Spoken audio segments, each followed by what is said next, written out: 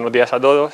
Antes de nada me gustaría agradecerle a Quique su amable presentación y tanto a él como al resto de organizadores de estas jornadas que me hayan permitido estar esta mañana aquí con todos vosotros y presentar un proyecto que, como bien ha dicho Quique, llevamos desarrollando desde hace ya varios años en el grupo de investigación RAKIS, Aparato Locomotor y Deporte de la Universidad de Murcia, y que hemos denominado Programa Stop and Go.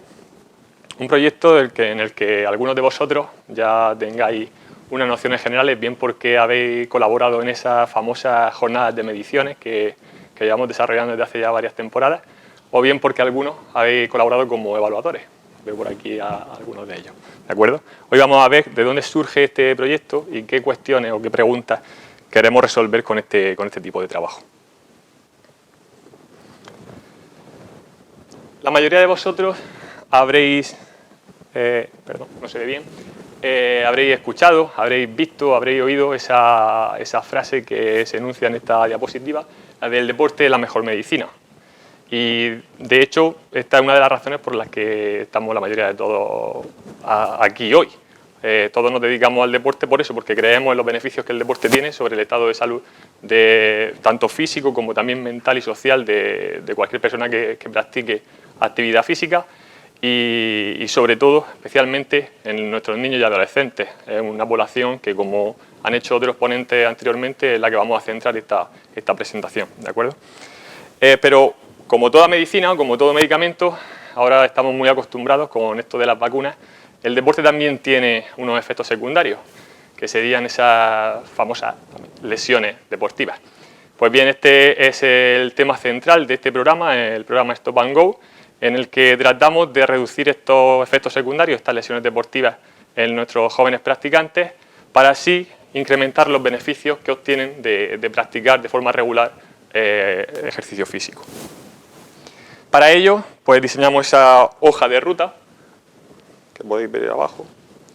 Desde el fondo no lo veréis, pero que va pues desde identificar la extensión del problema, identificar el riesgo de lesión existente en el fútbol base, hasta aquellas fases más tardías o más avanzadas, que sería implementar estrategias que sean eficaces para reducir el número y la severidad e impacto en general que las lesiones tienen en nuestros deportistas. En esta presentación vamos a centrarnos especialmente en esas tres primeras fases y vamos a tratar de dar respuesta a dos preguntas principales. Por un lado, ¿cuál es el riesgo de lesión en el fútbol base? Y por otro, hablaremos de cómo evaluar jugadores que están en alto o bajo riesgo de lesión. ¿De acuerdo? Para dar respuesta a esa primera pregunta, ¿cuál es el riesgo de lesión en el fútbol base? Desde nuestro grupo de investigación hemos desarrollado, bueno, llevamos varios años desarrollándolo, recientemente nos lo han publicado, un metaanálisis que trata de dar respuesta a esa primera pregunta. Para los que no sepáis lo que es un metaanálisis, pues es un estudio que engloba información de muchos estudios individuales, ¿de acuerdo? Ahí tenéis la pirámide de la evidencia científica, de la calidad de la evidencia científica. Pues un metaanálisis y una revisión sistemática constituye la evidencia más sólida, porque cogemos información de muchos estudios individuales, tenemos muchísimas más muestras, muchas más lesiones y, por tanto, la evidencia que nos da es un poquito más fiable que aquella que nos dan estudios individuales. Esta es la razón por la que optamos por este tipo de estudios y, además, pues para sobrepasar o salvar esas posibles diferencias existentes entre pequeños estudios individuales, que en función del que leamos pues podemos tener una visión de que la gravedad o el problema es mayor o menor, ¿de acuerdo? Para tener unos datos mucho más precisos. Como digo, el objetivo de este estudio pues fue establecer esa incidencia de lesiones en el fútbol base, tanto en chicos y en chicas, de forma separada, para estudiar posibles diferencias entre sexos, las características de estas lesiones, el tipo de lesión, la localización, el mecanismo,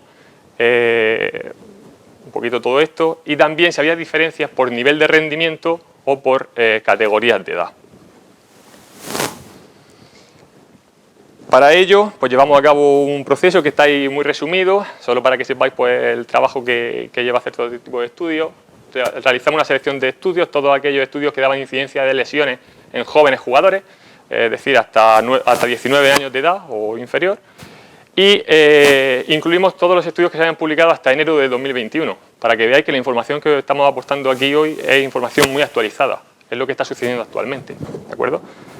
Después trajimos aquellos datos que consideramos relevantes, que necesitábamos para responder a esas preguntas que nos estamos planteando. Y por último, llevamos a cabo un análisis estadístico que no nos vamos a centrar mucho, pues tampoco es el objetivo de esta presentación. En total, obtuvimos información, o reunimos 43 estudios distintos, ¿vale? Es una base importante. De ellos, aquí tenemos el primer dato que nos da este trabajo. 33 estudios nos daban información sobre chicos y tan solo 9 sobre chicas. En la evidencia científica o en la ciencia pasa prácticamente como en la práctica real. La mayoría de jugadores son chicos. La mayoría de investigaciones son en chicos. Actualmente el fútbol femenino afortunadamente está creciendo.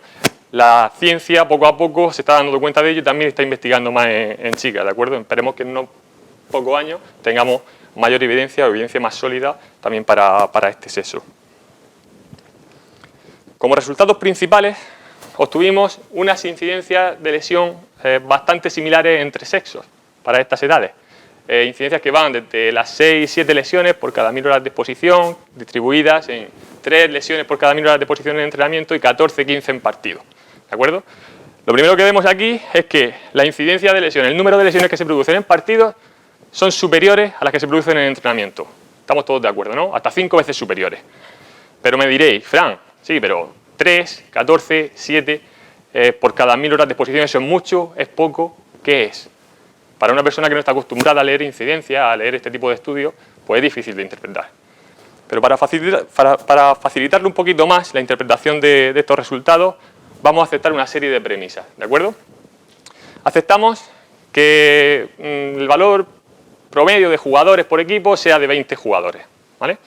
Que esos 20 jugadores entrenan y que 11 de ellos compiten en competición, en los partidos. Que la competición dura 90 minutos, que entrenamos 3 días por semana, 1 hora y media por semana, ¿vale? Y que la temporada tiene una duración de 39 semanas. Pues aceptando todo este tipo de cosas, que es más o menos lo que suele ocurrir, sobre todo en esas categorías cadete y juvenil más elevadas, en alevines pues tenemos menos jugadores por equipo y algún tipo de variación en la duración de partido y todo este tipo de cosas. Aceptando todo eso, nos sale que para cada equipo de 20 jugadores ocurriría a lo largo de una temporada 17 lesiones. Tenemos ahora un poquito más de información sobre la importancia de la lesión en este tipo de poblaciones. Son muchas, son pocas.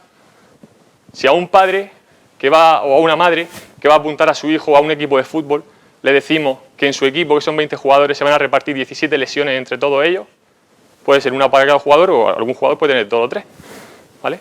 Parece que esos efectos secundarios se verían muy magnificados, se verían muy amplificados y tendríamos un poquito de miedo, ¿no?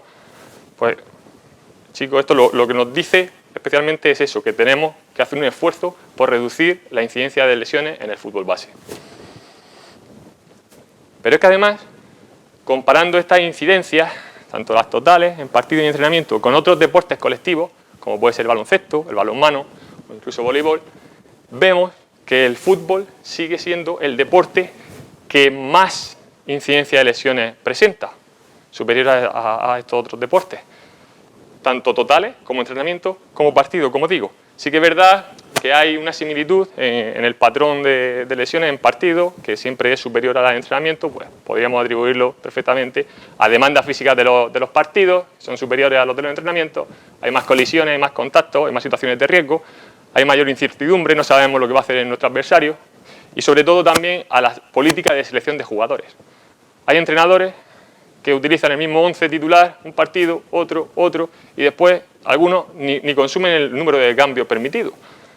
Estamos sobrecargando a esos jugadores, estamos incrementando el riesgo de lesiones en estos partidos, ¿de acuerdo? Para que también vayáis haciendo una idea de lo importante que es tener en cuenta todo este tipo de cosas.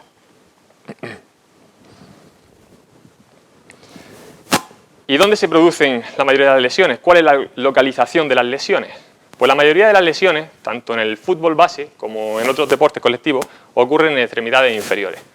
Las extremidades inferiores son aquellas que tienen que soportar todas las fuerzas que se generan en todos los movimientos, absorber todos los impactos de desplazamientos, saltos, cambios de dirección, todo tipo de sprint.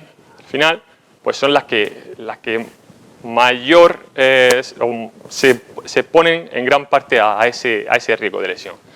Dentro de estas extremidades inferiores hay un patrón un poco distinto entre chicos y chicas, donde los chicos suelen lesionarse predominantemente en el muslo, mientras que las chicas tienen más lesiones de rodilla y de tobillo. ¿De acuerdo? Esto está en consonancia con lo que encontramos también para el tipo de lesión.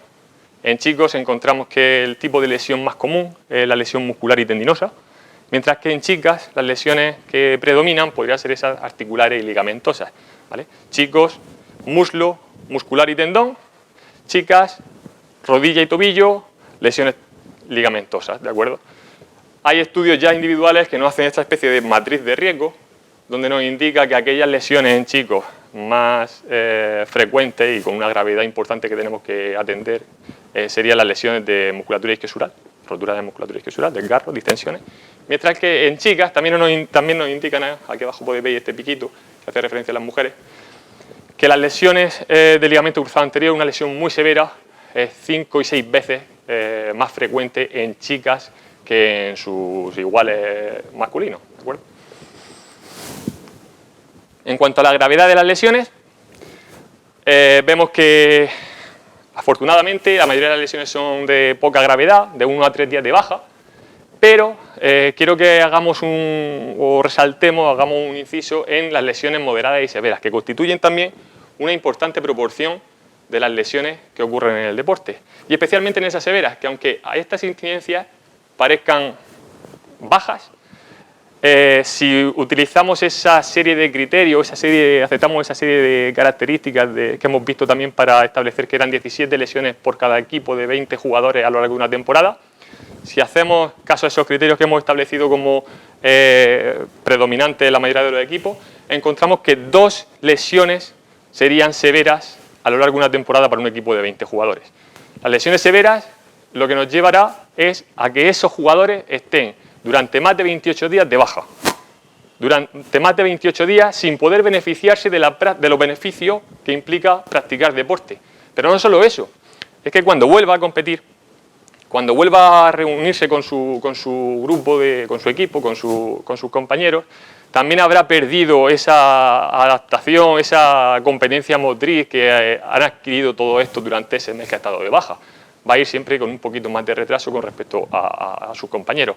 Entonces, quiero que veáis que no solo es importante para su salud, que al final podrá recuperarse más adelante, pero también pues, para esa promoción a lo largo de su vida deportiva. Pero los datos de este trabajo no son todos malos. También tenemos datos que nos dan esperanza, que nos dicen que podemos hacer algo para reducir esta incidencia de lesiones que tenemos en el fútbol base.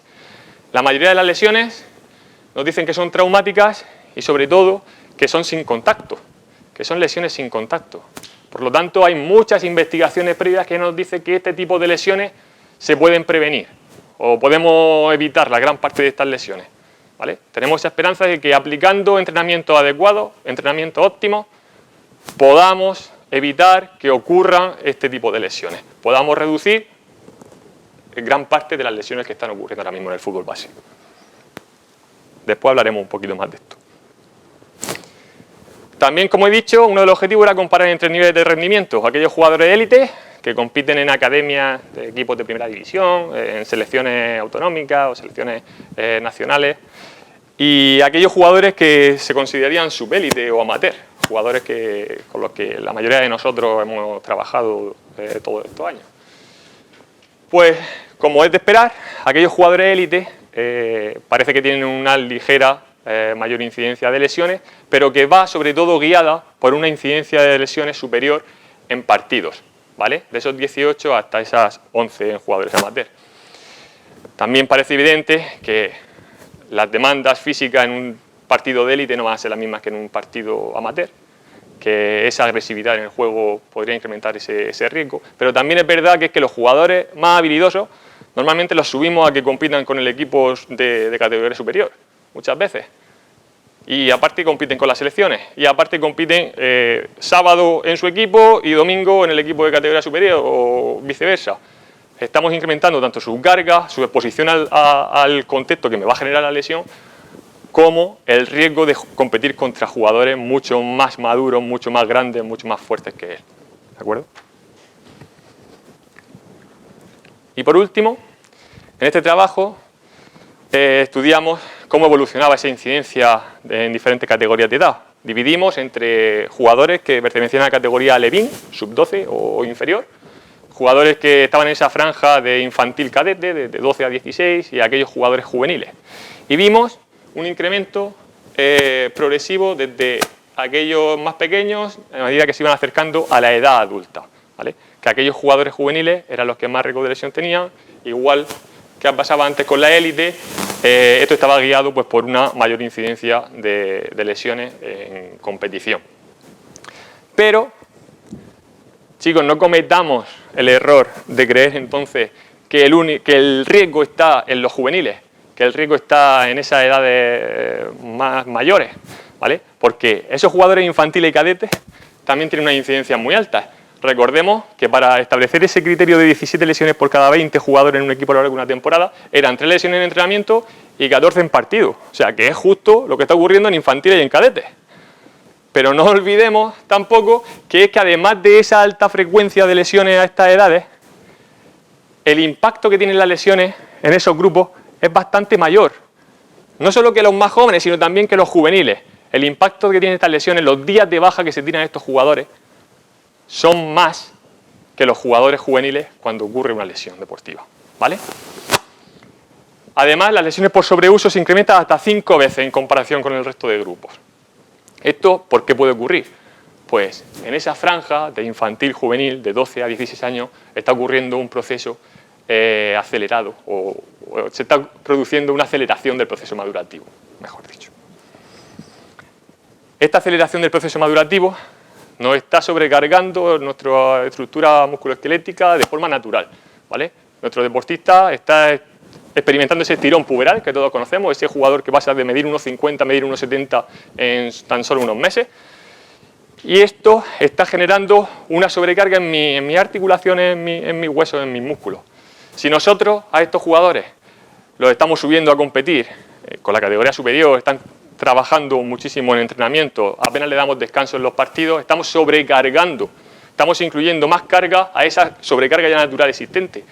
Por eso estamos poniendo en una posición de mayor vulnerabilidad hacia la lesión deportiva a jugadores que se encuentran en esa etapa, en infantil y cadete, como digo. Pero es que además hay diferencias individuales. La maduración no es como la edad. Todos tenemos la misma edad, pero no estamos en el mismo proceso madurativo. ¿Y cuántos de vosotros que trabajáis con las bases controláis la maduración en vuestro equipo? ¿Podéis levantar la mano?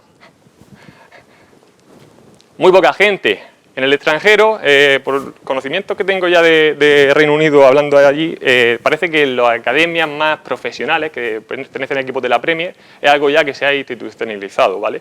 Que se llevan periódicas valoraciones de la maduración para reconocer a aquellos jugadores que están en una etapa u otra. Pero es que para vosotros hay medidas muy fáciles que nos permiten saber si ese jugador está en ese momento de estirón puberal. Medidas tan fáciles como que miramos cada 3-4 meses la estatura de los deportistas. Cada 3-4 meses sería suficiente. Lo recomendable sería que lo midiéramos todos los meses, ¿vale? Y veamos si el deportista está experimentando un incremento de su estatura mayor de 0,6 centímetros al mes o lo que sería lo mismo, más de 7,2 centímetros al año.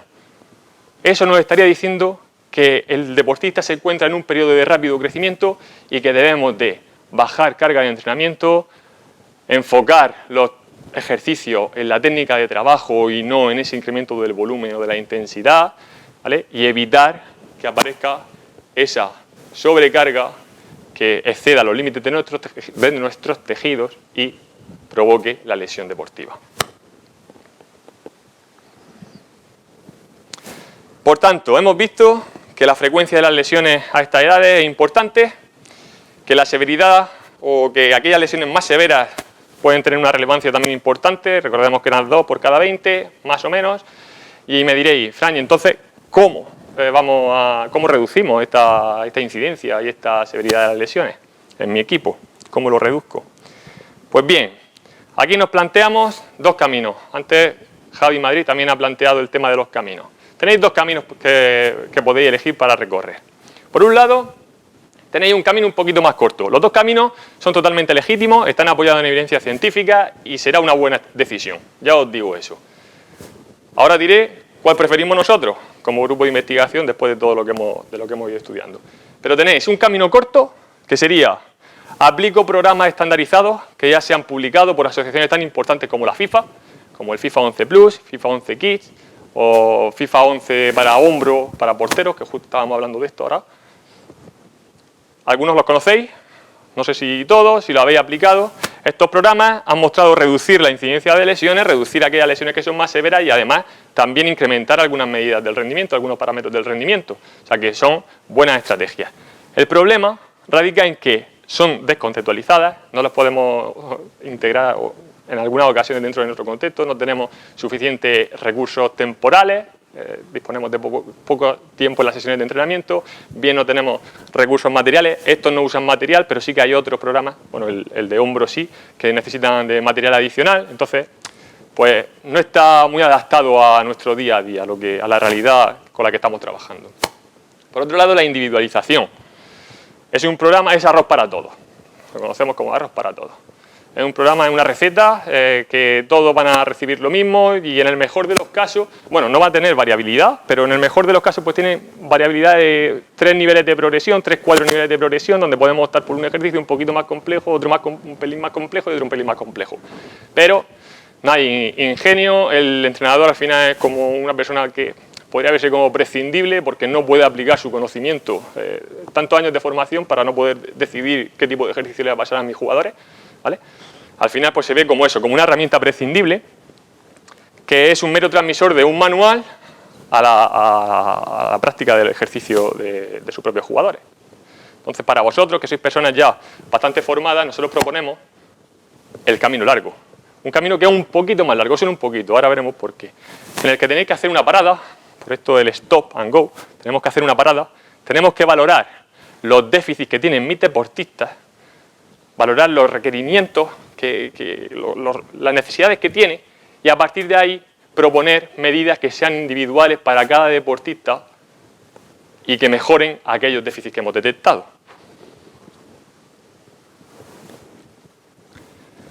Y digo que era solo un poco más largo porque nosotros, por medio de la investigación, también tratamos de facilitaros este camino.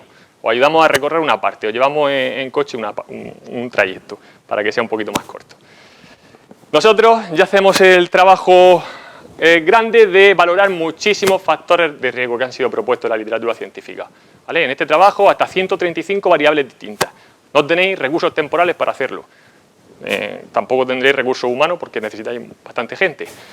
Nosotros valoramos hasta 135 variables distintas que engloban parámetros o variables personales, edad, sexo, maduración, todo este tipo de cosas que hemos estado hablando, psicológicas, ansiedad competitiva, estado de ánimo, y físicas, flexibilidad, fuerza, equilibrio, etcétera, etcétera. Después realizamos un seguimiento de las lesiones que ocurren a lo largo de la temporada con el objetivo de poder reconocer o identificar cuáles de estas variables son las más determinantes para predecir una lesión futura, para anticiparme a que ocurra esa lesión y pueda aplicar un programa de entrenamiento que la evite, ¿de acuerdo? ¿Cuáles son esas variables que son más determinantes? ¿Sobre cuáles debemos priorizar?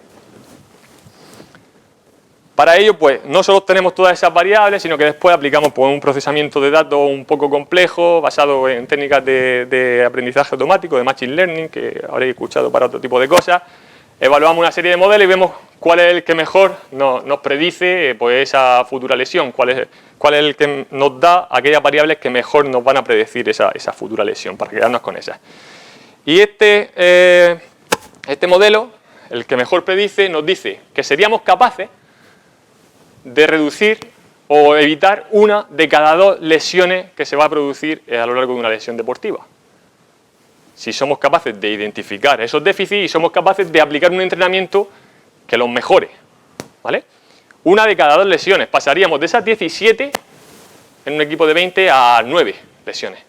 Parece que ya empezamos a estar en índices que son un poco más aceptables.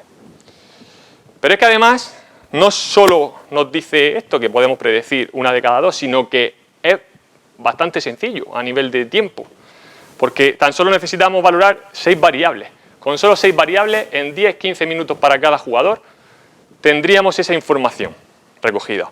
Unas variables que incluyen valgo dinámico, la valoración del valgo dinámico, en drop jump y en el tag jump, el valgo dinámico, para aquellos que no lo sepamos, el desplazamiento hacia adentro de la rodilla, ¿vale? Esa maniobra de aterrizar aquí, que parece un poco agresiva a nuestros ojos, pues evidentemente una de las variables que más nos va a predecir esa futura lesión. El IMC, un elevado IMC, y la falta de flexibilidad en musculatura rotadora externa de cadera y en gemelo sóleo, de la dorsiflexión del tobillo, ¿vale? Todo esto junto con una excesiva fuerza en la caída, es decir, que mi jugador a la hora de aterrizar no amortigüe prácticamente nada, que me genere alto impacto.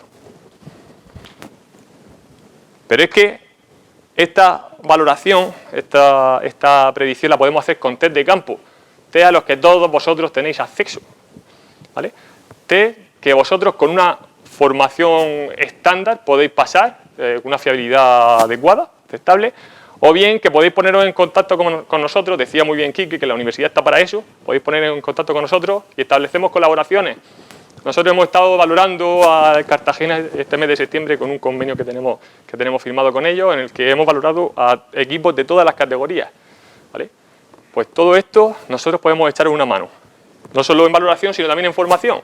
No os preocupéis, podemos enseñaros todo este tipo de test. Estos test, ahora mi compañera Alba, que será la que termine con la presentación, hablará de algunos de ellos.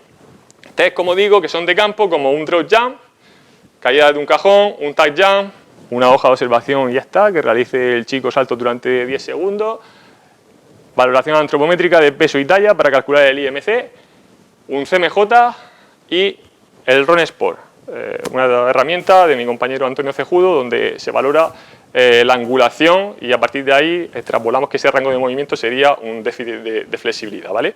Como digo, 6 variables, 10-15 minutos por jugador, reducimos una de cada 2 lesiones que pueden ocurrir. ¿Y cómo las reducimos? Pues aplicando después programas de entrenamiento que lleven o que incluyan estos distintos contenidos: fuerza, estabilidad, flexibilidad y pliometría. 4 contenidos que se han identificado como aquellos más importantes, más relevantes para reducir esta incidencia de lesiones y mejorar esos déficits que hemos detectado en la diapositiva anterior, ¿vale? Estos contenidos, una aplicación 2-3 veces por semana, de 10 a 15 minutos y sobre todo utilizando juegos, ese componente lúdico que hablaban también otros compañeros, que el evitar que aparezca la lesión deportiva no sea un proceso tedioso y que reduzca esa adherencia de los deportistas a la práctica deportiva, que no sea así, que se metan juegos, que los niños incluso se diviertan evitando lesionarse en un futuro, pues todo ese tipo de cosas es la que debéis vosotros de centrar. Una recomendación, el énfasis en la técnica. No sirve de nada que un jugador me haga 300 sentadillas, quiero que me la haga bien, ¿vale? Si uno de los indicadores más importantes era el valgo dinámico, es algo que hace referencia a eso, a esa técnica. Vamos a enfocarnos primero en que se mueva el niño, el adolescente, que se mueva bien.